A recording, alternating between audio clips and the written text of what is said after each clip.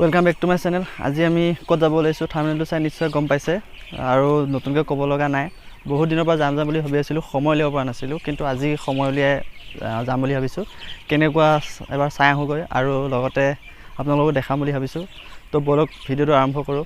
মোৰ লগত ওলাইছে মোৰ ভাইটি, হাই কৈ দিয়া। আমি এই দুইজনে যাম আৰু দুজন আছে বাৰু, লগ পামগৈ।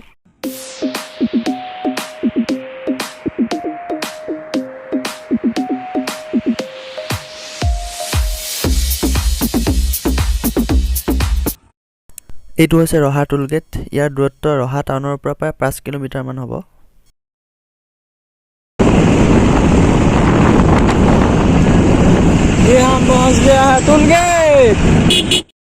ডিমৰু পাৰ হৈ দুটা ৰাস্তা দেখিবলৈ পাব। আমি দুয়োফালেদি যাব পাৰিম, কিন্তু আমি বাওঁফালৰ ৰাস্তাটোদি গ'লে ভিৰ হ'ব বাবে আমি নাযাওঁ, কাৰণ বাওঁফালৰ ৰাস্তাটোদি গ'লে আমি নগাঁও টাউন হৈ যাব লাগিব, য'ত আমাৰ বহুত ভিৰ হ'ব। সেইকাৰণে আমি চিধা গুচি যাম, গৈ আমি বৰঘাট পাম, বৰঘাটেদি যাব পাৰিম।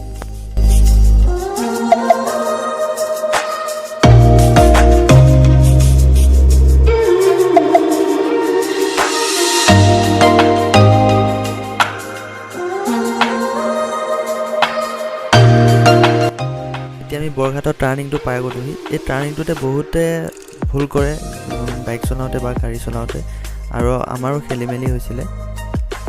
আৰু এই ৰাস্তাটো পাৰ হওঁতে বহুত সাৱধান হ'ব, কাৰণ চাৰিওফালৰ পৰা গাড়ী আহেতো, আৰু আমাৰ অলপমানৰ খেলি মেলিৰ বাবে বাচিছোঁ এটা ডাঙৰ ভয়ংকৰ এক্সিডেণ্ট হ'লে।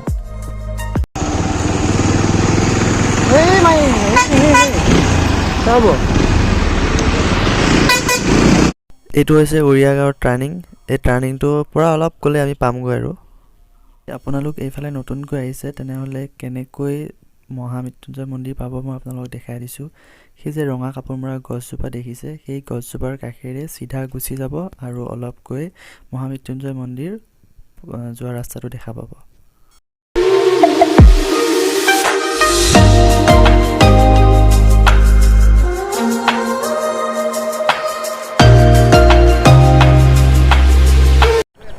আমি প্ৰায় 5 কিলোমিটাৰ অভাৰ আহিলোঁ। আমাৰ ৰাস্তাটো ভুল হৈ গ'ল, কাৰণ ৰাস্তা নতুনকৈ বনাই থকাৰ বাবে আমি ধৰিব নোৱাৰিলোঁ যে সেই ৰাস্তাটো কোনফালে আছিলে, আৰু আমাৰ ভুল আছিল যে আমি মেপ নোচোৱাকৈ আহিছিলোঁ।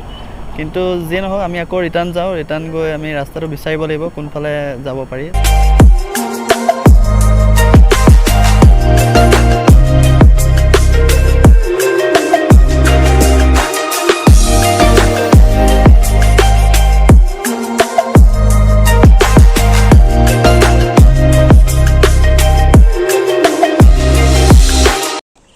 অ' খুৰী, মহামৃত্যুঞ্জয় এপিনে নে?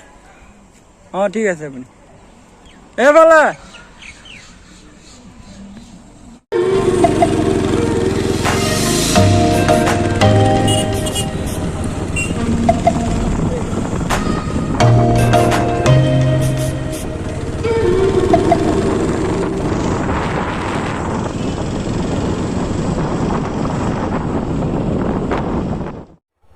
আমি আহি মহামৃত্যুঞ্জয় মন্দিৰ পাই গ'লোহি।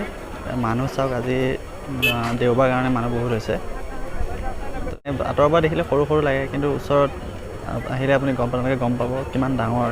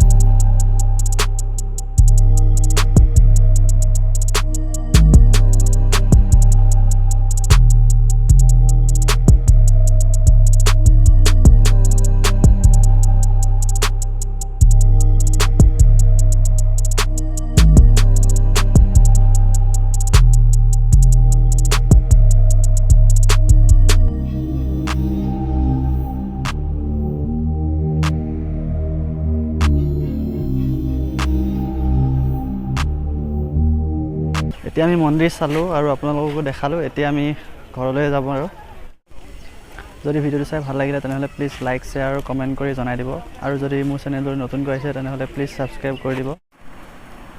এতিয়া আমাৰ ভোক লাগিছে সেইকাৰণে আমি এটা ইয়াতে হোটেলত গৈ পৰঠা খাই লৈছোঁ আৰু পৰঠা খাই ঘৰলৈ যামগৈ আৰু